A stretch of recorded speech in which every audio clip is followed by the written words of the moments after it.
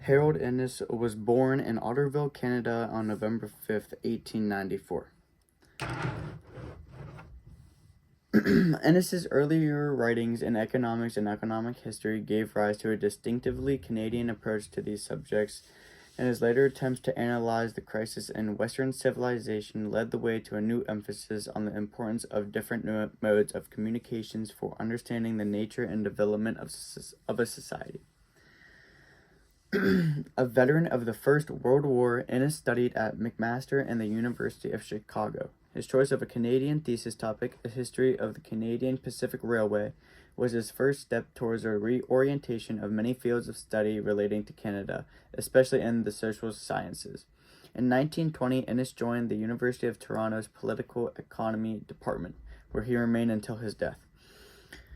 During the 1920s, he became increasingly dissatisfied because he believed that the American and British trained scholars who predominated in Canadian universities were applying inappropriate models to their analysis of Canada's economy. Innis's first major work, The Fur Trade in Canada, which was published in 1930, established his reputation and introduced the staple thesis of economic development. Innis also opposed the Continentalist school and argued that Canada's political boundaries were the local outcome of Canada's economic history, contrary to the tenets of continentalism. Appointed head of U of T's Political Economy Department in 1937, Innis continued to work on his second major study, the cod fisheries, which was published in 1940.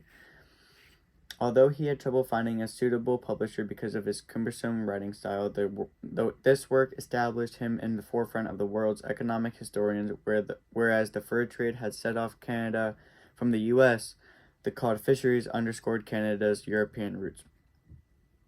During the 1930s and the Second World War, Innis rose to the challenge of defending the integrity of the universities and of scholarship, which he saw as imperiled by the general atmosphere of crisis. He was active in establishing societies such as the Canadian Political Science Association and the American Economic History Association, and he used his connections and prestige to secure funding for Canadian research.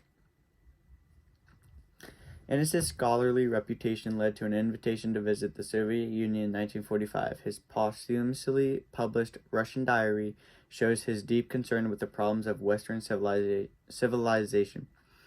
In drawing attention to the impact of media and of communications on the extent and duration of a civilization, Innis's communication researches culminated his lifelong attempt to explain the interpenetration between Canada and Western civilization. Innis expressed these concerns in his 1947 presidential address to the Royal Society of Canada, titled Minerva's Owl. Although his arguments were little understood at the time, he contended that Western Europe and North America were in a state of profound crisis. This crisis was rendered more severe because the dominant media of communication fostered an obsessive preoccupation with the present. Innis continued his researches amidst increasingly heavy administrative responsibilities. In 1947, he became Dean of U of T's Graduate School, and in 1948, he visited England to deliver the Bate Lectures material, which he later included in Empire and Communications, a piece of work that was published in 1950. Innis had few followers during his life, though since his death he has secured admirers from several different academic disciplines, ranging from Marshall McLuhan and communications to Canadian Marxists interested in his study of the interrelations between economics, politics, and society. Harold Innis died on November 9th, 1952.